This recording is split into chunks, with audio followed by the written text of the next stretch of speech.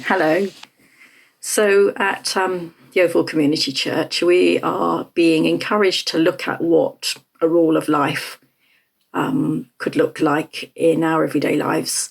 And one of the ideas was to think about gratitude and think about ways in which we could be thankful for something every day. And I don't know what comes to mind when you think about gratitude. One of the things that I thought of immediately was that song that sometimes was sung in Sunday school when I was a kid, which went along the lines, I'm not going to sing it, count your blessings, count them one by one. And I think when someone says that to you, when you're feeling that you're not very grateful for stuff, it's not really a very helpful response sometimes that you want to give. So, I mean, maybe some of you do wake up and you're full of gratitude and that is how your day goes on. But I think for most, if not all of us, gratitude is something that we need to practice every day and step by step. The thing is that our culture is very much against that, in the sense that our culture makes us feel that we're not enough or what we have isn't enough. So rather than enabling us to be thankful for what we've got, we're always being suggested that we look for the next thing, or if you had a better car, or yes, if I had a better house, then I would be thankful, rather than this rundown shack that I'm living in, or this car that doesn't start. Yes, if I had a better car, I would be thankful. That's all right for them. They've got a great car, and I can see that being thankful isn't a problem for them. But for me, no, not in my situation. And if I had, I'm just trying to think, or if I had a most amazing job rather than this job that's driving me crazy, then I could be grateful. And all the time we're looking ahead to the future of when we could be grateful, because the situation we might find ourselves in doesn't really, in our thoughts, allow for being thankful. So it's not about thinking, oh, yes, I'll be grateful when this or that happens. It's more about looking at ourselves and thinking, well, what can I bring into the present, rather than looking into the future? What can I bring into the present now, for which I can be thankful?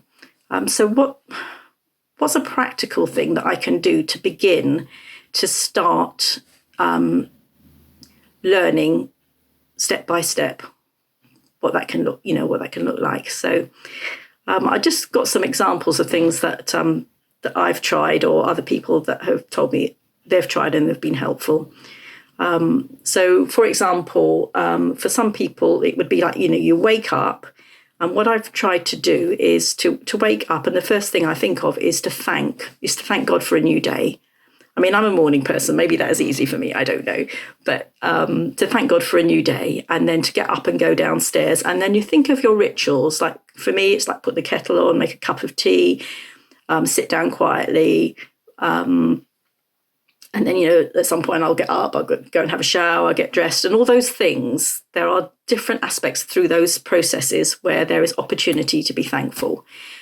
So if I take the example of coffee, for example, you can be thankful that actually you've got the ability to actually have hot water to drink the coffee, and who's made the coffee, and how easy was it to buy the coffee. All those steps that actually lead to the fact that you are sitting there drinking it. You could go through that small exercise to be thankful for. And perhaps you're thinking, well, there's someone I work with. I can't sit there in the morning before I go to work and be thankful for them. Well, the other thing that you could do actually is you could think about why does that person irritate you? Why does that person press your buttons? And then turn that back to God in a prayer and say, I can't be thankful for his attitude particularly, but actually there's something in him that is making me squirm. Lord, what is it you want to do in me? I'd be grateful, Lord, help me, because I don't want to remain as I am. You can even turn that into a thankfulness prayer, because actually that has revealed something to you that you're going to allow God to work in. So those are small examples. The other thing is people talk about a gratitude journal, and I have been keeping one for about 6 years or so. And what I found helpful, and you might do, is to find just a little book. I've got one like this. It's very small. I've decorated it because I want it to feel special. I like the way I held, it feels in my hands.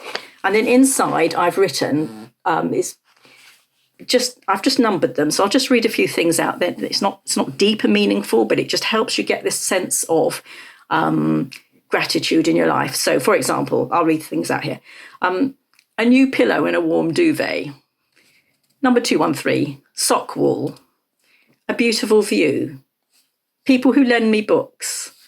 A free day. Breakfast in bed. Freedom to worship. Friends who care. Places to walk to from my house. Peace and quiet. Dreams that can benefit others. I mean, that's the sort of thing, you get the gist.